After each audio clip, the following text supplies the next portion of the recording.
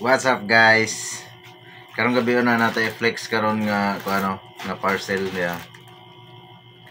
Gikan ni siya sa TNW Tech. Gikan sa TNW Tech, ang sulod ani is microphone. So, sige na to voice over.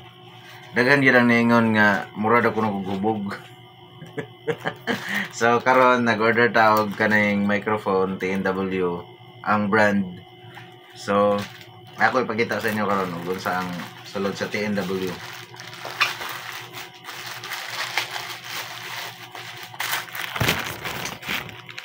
So as you can see guys, naka siya no, naka cellophane pa. Na original bagid siya. I don't know kung mag-work ba ni or something unsa kay nakita na ko sa yung reviews, gana man pud siya. So mo na yung sulod guys. Dari. Teren. Mo na siya, mo na yung sulod. Tong kuhaon.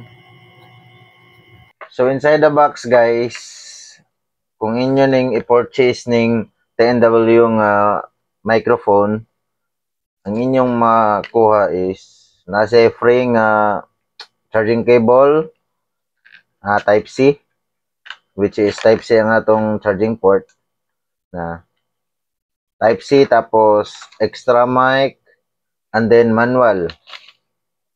Tapos napoy extra nga dead cat. Sorry. Tamang taon. Na siya extra nga dead cat. Ang purpose aning dead cat guys is to prevent the wind noise. Para nga dili niya masagap, ma-record o gapil ang mga kanang hangin bitaw.